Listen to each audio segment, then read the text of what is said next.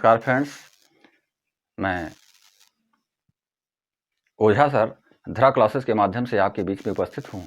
आज मैं एक ऐसे मॉडल वर्ब्स के विषय में बताने जा रहा हूँ जो मॉडल वर्ब्स आपके लिए बहुत ही आवश्यक है और उसकी जानकारी आपको होनी ही चाहिए। तो मॉडल वर्ब्स आपकी क्या है? माइट के विषय में आज आप पढ़ेंगे। माइट, ये माइट जो होता है ये हमें दूर की संभावनाओं के बारे में बताता है। संभावनाएं दो प्रकार की होती हैं, एक निकट की संभावना और दूसरी दूर की संभावना। तो जब हम दूर की संभावना के विषय में बात करते हैं तो उसके लिए दो शब्द आते हैं। एक होता है संभव, संभव शब्द लिखा जाता है, यानी कि संभावना के लिए, और दूसरा है शायद। शायद तो आप दोनों शब्दों में कोई अंतर नहीं पाएंगे। इसमें जो है एक निकट की संभावना के विषय में बताया जाता है, जैसे कहा जाए कि संभव है पिताजी घर आएं, संभव है आज बारिश हो। तो ऐसी स्थिति में हम मे का प्रयोग करते हैं, जैसा कि मैंने आपको इसके पूर्व वाले वीडियो में बताया है, मे का प्रयोग। और जब हम शायद का प्रयोग करते हैं तो ऐसी स्थिति में हम माइट का प्रयोग करते हैं। शायद ये जो है दूर की संभावनाओं के विषय में हमें संकेत करता है। तो दूर की संभावना के लिए हम इंग्लिश में रिमोट पॉसिबिलिटी कहते हैं। इसको क्या कहते हैं? Remote possibility. ये रिमोट पॉसिबिलिटी जो होता है ये हमको दूर की संभावना के विषय में बताता है। दूर की संभावनाएं, संभावना। अब दूर की संभावना से तात्पर्य क्या है? दूर की संभावना के लिए हम प्रायः देखते हैं कि जैसे कहा जाए कि शायद कल बरसात हो, शायद वह परीक्षा में सफल हो जाए। तो इसमें हम देख रहे हैं कि संभावनाएं तो व्यक्त की जा रही हैं, लेकिन संभावनाएं थोड़ा समय लेकर व्यक्त की जा रही हैं, इसलिए हम यहाँ पर माइट का प्रयोग करते हैं। जैसे कहा जाए शायद कल वर्षा हो। अब आप देखेंगे कि इसमें शायद शब्द लगा हुआ है, वर्ष पहले लगा हुआ है। तो हम यहाँ पर माइट का प्रयोग करेंगे तो सबसे पहले क्या लिखेंगे? इट माइट रैन यस्टरडे, या टुमारो का प्रयोग करें, कल वर्षा हो। तो आप ध्यान दें, शायद कल वर्षा हो, इसके लिए हमने किसका प्रयोग किया? माइट का प्रयोग किया कि इट माइट रैन टुमारो। और आप ध्यान देंगे कि इसका इसको जो हम जिस रूप में प्रयोग करते हैं तो सबसे पहले हम किसका प्रयोग करते हैं? सब्जेक्ट का। और सब्जेक्ट के तुरंत बाद किसका प्रयोग करते हैं? माइट का। और माइट के साथ हम वर्ब की फर्स्ट फॉर्म का प्रयोग करते हैं और फिर ऑब्जेक्ट लिखते हैं। ये इसका स्ट्रक्चर है। तो आप सबसे पहले इसको समझ लें कि subject plus might plus verb की फर्स्ट फॉर्म और प्लस ऑब्जेक्ट, इस रूप में हम इसका प्रयोग करते हैं शायद के लिए, संभावना के लिए, जैसा कि आप देख रहे हैं। तो यहाँ पे इसी प्रकार से आप समझें कि शायद वह कल घर आए। यहाँ पर ध्यान दें, शायद वह कल घर आए। तो ऐसी स्थिति में हम देख रहे हैं कि यहाँ पर भी संभावना व्यक्त की जा रही है। तो लिखेंगे he might come to house tomorrow. तो यहाँ हम देख रहे हैं कि संभावनाएं व्यक्त की जा रही हैं। माइट्स के तुरंत बाद हम मेन वर्ब का प्रयोग किया है, जो कि मेन वर्ब का फर्स्ट फॉर्म ही लिखा गया है। इस माइट के तुरंत बाद जो है मेन वर्ब का फर्स्ट फॉर्म का हम प्रयोग किए हैं। इसके लिए यहाँ पर हम, और उसके बाद में जो है ऑब्जेक्ट का प्रयोग किया गया है। तो इसी प्रकार से हम देखते हैं दोस्तों। अब आप देखेंगे, फिर देखेंगे शायद रात्रि में वह आ सकता है। अब आप देखिए, इसमें आए शब्द का प्रयोग किया गया, इसमें सकता है का प्रयोग किया गया है। तो शायद रात्रि में वह आ सकता है। तो इसको हम ट्रांसलेट इस प्रकार से करेंगे कि he might come in the night. ध्यान दें, ही माइट कम इन दी नाइट, शायद वह रात्रि में आ सकता है। इसी प्रकार से तमाम सारे सेंटेंस का प्रयोग आप कर सकते हैं। कि अब आप थोड़ा ये समझेंगे, यहाँ पर ध्यान देंगे कि इसमें लास्ट में क्या आया हुआ है, सकता है शब्द आया हुआ है। तो इसके लिए हम प्रयोग कर सकते थे, जैसा कि आपको पहले बताया गया है कि हम कैन का प्रयोग कर सकते हैं, जिसमें हमारा सामर्थ्य है वर्तमान में बताया जा रहा है। लेकिन जब शायद शब्द लगा होता है, वर्ड्स के आगे शायद लगा होता है, तो उसके लिए हम माइट का ही प्रयोग कर सकते हैं। जब हम कैन का प्रयोग करेंगे तो उसमें निश्चित चीज़ें होंगी, अनिश्चित चीज़ों की कोई बात नहीं होगी। इसलिए जब शायद शब्द का प्रयोग किया जाता है, किसी चीज़ के बारे में संभावनाएं व्यक्त की जाती हैं, तो ऐसी स्थिति में हम माइट का ही प्रयोग करते हैं, उसमें कैन का कोई गुंजाइश नहीं रहता है। तो इसको आप थोड़ा माइंड में रखेंगे कि शायद रात्रि में वह आ सकता है। इसको हम ट्रांसलेट किए तो इस प्रकार हुआ, ही might come in the night. इसी प्रकार से आप लिख सकते हैं, शायद वह परीक्षा में फेल हो सकता है या हो जाए। इसके लिए शायद वह परीक्षा में फेल हो जाए या फेल हो सकता है। ऐसी स्थिति में आप देखेंगे, ध्यान दें, तो ही माइट के बाद फेल इन द एग्जामिनेशन।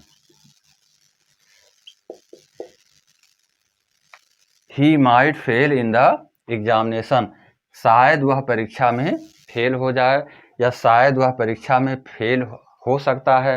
ऐसी स्थिति में हम माइट का प्रयोग करते हैं मेरे दोस्तों, और उसके तुरंत बाद वर्ब की फर्स्ट फॉर्म का यूज किया जाता है। ये हमको दूर की संभावना के विषय में बताता है, जो हमारे लिए आवश्यक है। और हम इसको तो इसे आप स्क्रीनशॉट ले लें इसका, कि शायद कल वर्षा हो। इसके लिए हमको प्रयोग करना है माइट का। इट माइट रेन टुमारो, शायद वह कल घर आए।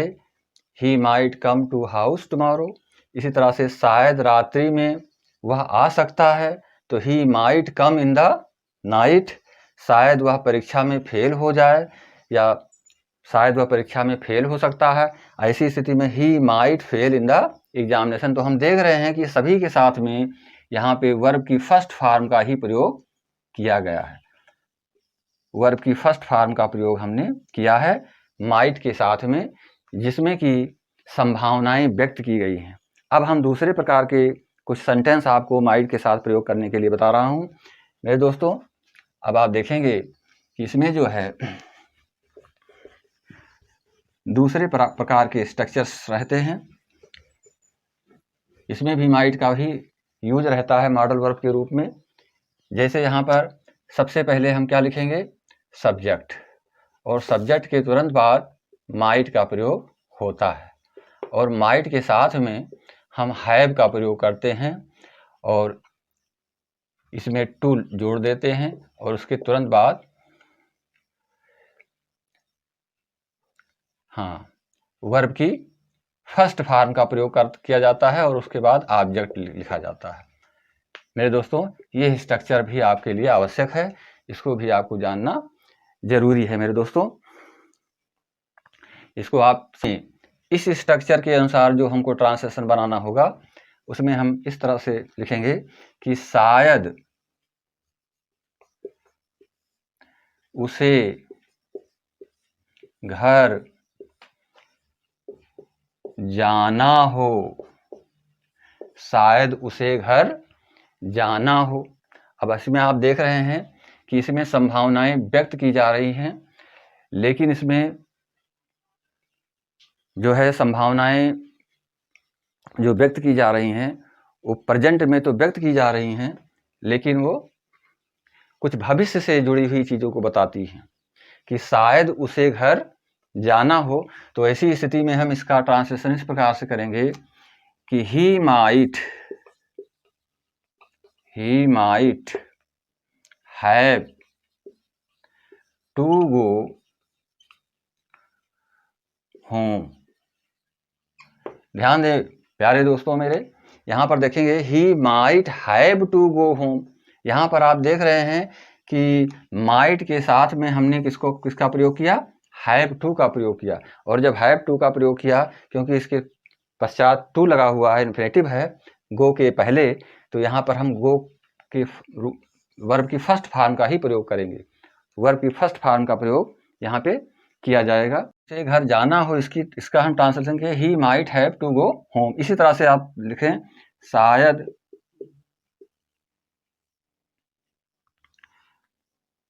मुझे पुस्तक खरीदनी हो।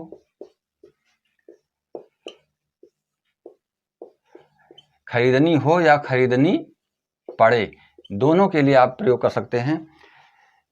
शायद उसे घर जाना हो या जाना पड़े। ऐसी स्थिति में हम देखते हैं कि शायद मुझे पुस्तक खरीदनी हो या पढ़े, तो इसके लिए हम करेंगे कि आई माइट हैव और टू बाई के साथ हमने टू जो लगा दिया, उसके पूर्व में have two by the book. I might have two by the book. शायद मुझे पुस्तक खरीदनी हो या खरीदनी पड़े। ये संभावनाएं आपकी फ्यूचर में व्यक्त की जा रही हैं, आने वाले समय के लिए व्यक्त की जा रही हैं। तो इसके लिए हम माइट के साथ में हैव टू का प्रयोग करते हैं, और जब हैव टू का प्रयोग करते हैं तो वर्ब की फर्स्ट फॉर्म यूज की जाती है मेरे दोस्तों।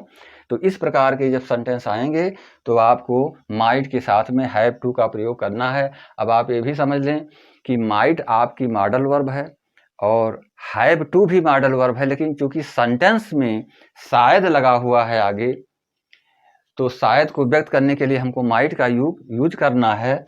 और सेंटेंस की जो वर्ब है, इसमें जो है अंत में ना नी शब्द आता है। दूसरी वर्ब में खरीदना है, पढ़ना है, लिखना है, जाना है, खाना है, पीना है।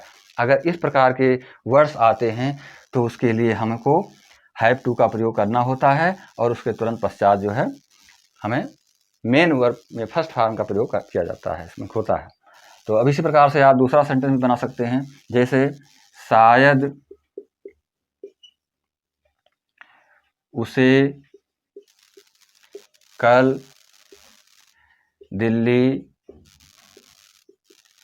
जाना हो या जाना पड़े। तो ऐसी स्थिति में संभावनाएं व्यक्त की जा रही हैं। तो यहाँ पे आप देखेंगे हम प्रयोग करेंगे हैव टू का ही प्रयोग करेंगे। तो he might have to go to Delhi tomorrow.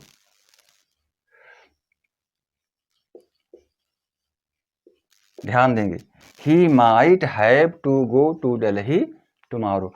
तो यहाँ पर आप देख रहे हैं कि शायद लग जाने की वजह से हमने यहाँ पर माइट का प्रयोग किया है, और चूंकि दिल्ली जाना है, जाने की बात की जा रही है, इसलिए हैव टू का प्रयोग करके टू के पूर्व में हैव टू का प्रयोग किया गया, गो के पूर्व में हैव टू का प्रयोग किया गया, उसके पश्चात जो है मेन वर्ब लिख करके ऑब्जेक्ट को लिख दिया गया है। तो इस तरह के सेंटेंस भी आपको मिलेंगे जिसमें कि आप माइट के साथ में हैव टू का प्रयोग करेंगे। जैसे शायद मुझे कल दिल्ली जाना हो, शायद मुझे अपना पाठ याद करना हो, शायद सीता को पुस्तक खरीदनी हो।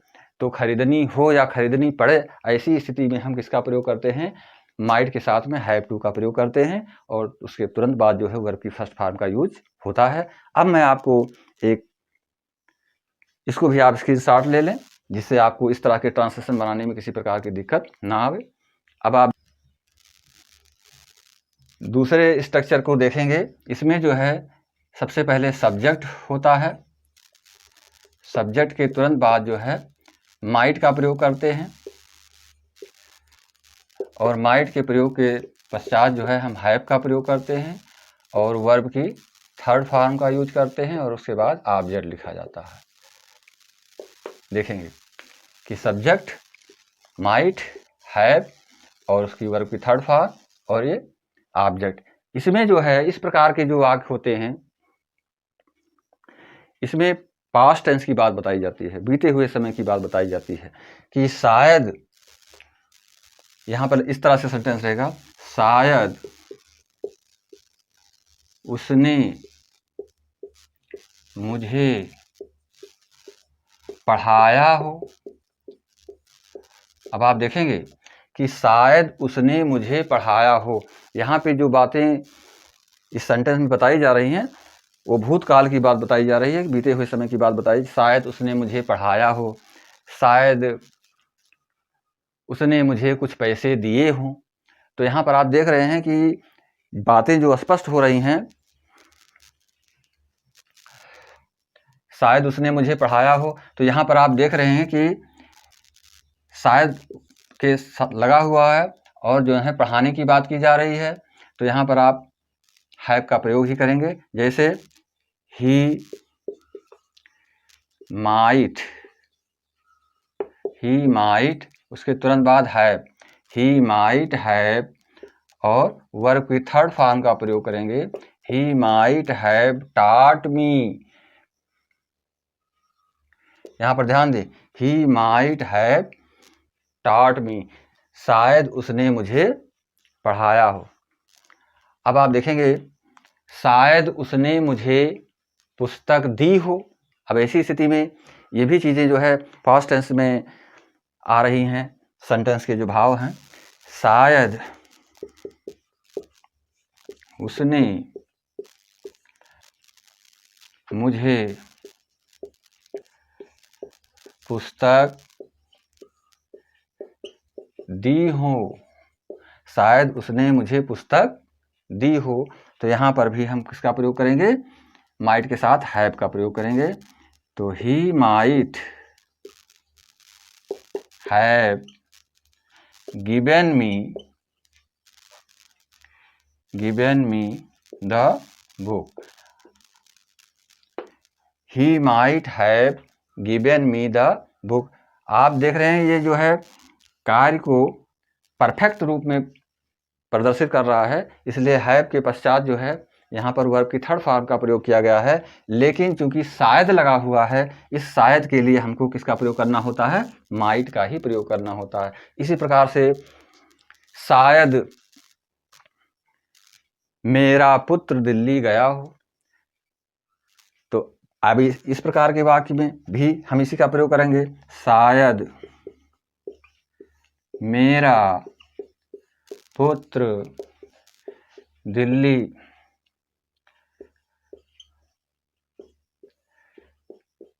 गया हो। तो यहां पर भी हम लिखेंगे इस तरह से, my son might have gone to Delhi. शायद मेरा पुत्र दिल्ली गया हो, my son might have gone to Delhi. इस प्रकार से जितने भी सेंटेंस आपको मिलें उसमें आप माइट के साथ हैव का प्रयोग करके वर्ब की थर्ड फॉर्म का यूज करेंगे मेरे दोस्तों। अब इसी प्रकार से मैं कुछ और सेंटेंस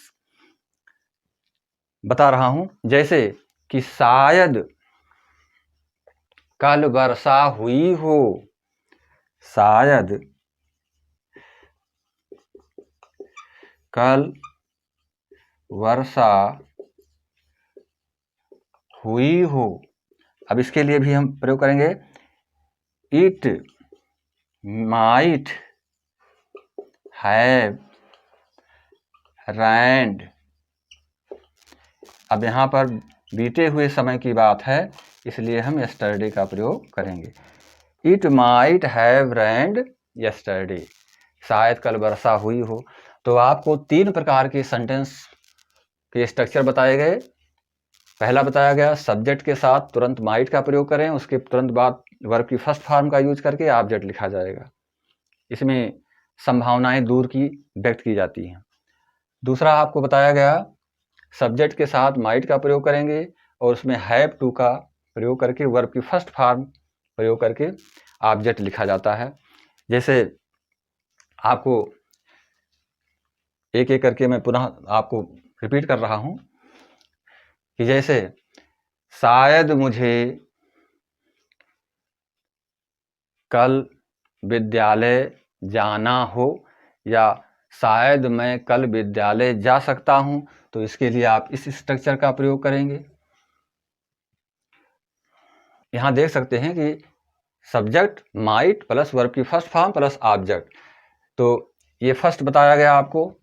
इसमें दूसरा बताया गया subject plus might plus verb की हैव टू, और उसके पश्चात जो है वर्ब की फर्स्ट फॉर्म और ऑब्जेक्ट का यूज किया गया।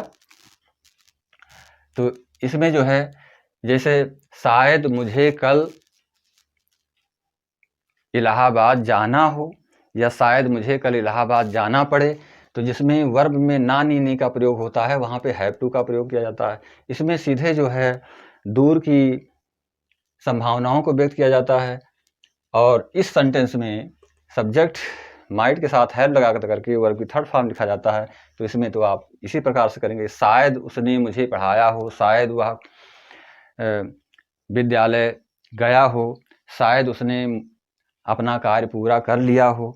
तो ऐसी स्थिति में हम जो है हैव के साथ में वर्ब की थर्ड फॉर्म का यूज करके इसका प्रयोग करते हैं। ये स्ट्रक्चर आपका जो है सेकंड नंबर, और ये स्ट्रक्चर आपका थर्ड नंबर, तीनों का मैंने आपको अलग अलग सेंटेंस दिया है, बताया है। अब आप इसको समझ सकते हैं कि शायद उसने मुझे पढ़ाया हो, he might have taught me. शायद उसने मुझे पुस्तक दी हो, he might have given me the book. शायद मेरा पुत्र दिल्ली गया हो, my son might have gone to Delhi. इसी प्रकार शायद कल वर्षा हुई हो, it might have rain yesterday. अब मैं इसी के साथ में तीनों प्रकार के सेंटेंसों का एक एक सेंटेंस आपको दे रहा हूं करने के लिए एक्सरसाइज के रूप में। मेरे प्रिय दोस्तों, उसे आप नोट कर लेंगे, वो मैं वो लिख दे रहा हूं इसको।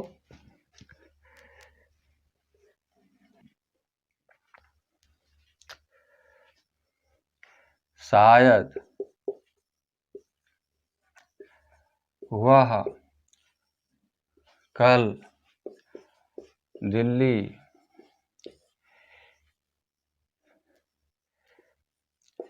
जा सकता है, शायद वह कल दिल्ली जा सकता है, शायद उसने तुम्हें पुस्तक दी हो।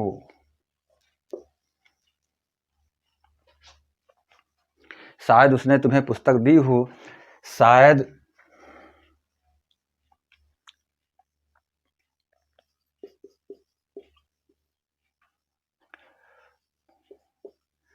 उसने, शायद शायद यहाँ पर देखेंगे, शायद उसे घर जाना हो, शायद उसे घर जाना हो, शायद उसने तुम्हें पुस्तक दी हो, शायद उसने तुम्हें पुस्तक। अब आप देखेंगे इस तीनों सेंटेंस में ए नंबर, बी नंबर और सी नंबर। आप में तीनों सेंटेंस में जैसा कि मैंने स्ट्रक्चर में आपको बता दिया है कि शायद वह कल दिल्ली जा सकता है, इसके लिए और मैं इसको ट्रांसलेट भी कर दे रहा हूँ इसी मॉडल के रूप में। तीनों में आपको 5-5 सेंटेंस बनाना है मेरे दोस्तों, और सभी लोग इसको करेंगे। शायद वह कल दिल्ली जा सकता है, तो he might go to Delhi tomorrow, ये हो जाएगा। शायद उसने तुम्हें पुस्तक दी हो, तो ही माइट हैव लगाएंगे यहाँ पर, have given you the book. और इसी प्रकार शायद उसे घर जाना हो या घर जाना पड़े, ऐसी स्थिति में तो he might have to go home. ध्यान देंगे, अब मैं थ्री टाइप्स के जो सेंटेंस लिखे हैं एग्जाम्पल के रूप में, इसी तरह से आपको सेंटेंस बनाने हैं जिसमें कि माइट का प्रयोग हुआ है। तो इस माइट के प्रयोग को यहाँ पर आप कर सकते हैं। शायद वह कल दिल्ली जा सकता है, he might go to Delhi tomorrow. शायद उसने तुम्हें पुस्तक दी हो, he might have given you the book. शायद उसे घर जाना हो, he might have to go home. तो 3 कैटेगरी में माइट का प्रयोग किया जाता है। एक तो प्रेजेंट के रूप में हम संभावना दूर की व्यक्त करते हैं तो वहाँ पर माइट का प्रयोग किया जाता है। एक जो है हम भूतकाल में जब संभावना को व्यक्त करते हैं तो उसके लिए हम हैव के साथ में वर्ब की थर्ड फॉर्म का प्रयोग करके संभावनाओं को व्यक्त करते हैं, भूतकाल की बात। और जब हम ऐसे सेंटेंस को पाते हैं कि शायद उसे घर जाना हो, शायद मुझे कल विद्यालय आना हो, तो यहाँ पर भविष्य की बातें भी दिखाई पड़ रही हैं। तो शायद उसे घर जाना है, तो he might have to go home. तो इस तरह से हम हैव टू का प्रयोग करते हैं और वर्ब की फर्स्ट फॉर्म का यूज करके सेंटेंस को बनाते हैं। तो मैं 3 टाइप्स के एग्जाम्पल्स आपको यहाँ दे दिए हैं। इसी प्रकार से आपको सेंटेंस को बनाना है मेरे दोस्तों। और आप चैनल को लाइक करेंगे, सब्सक्राइब करेंगे और पूरी तरह से समझने का प्रयास करेंगे। या कोई चीज़, कोई टॉपिक आपको समझ में ना आई हो तो उसको तुरंत आप कमेंट के रूप में हम तक पहुंचा सकते हैं मेरे दोस्तों। इसके लिए आपको धन्यवाद। जय हिंद, जय भारत।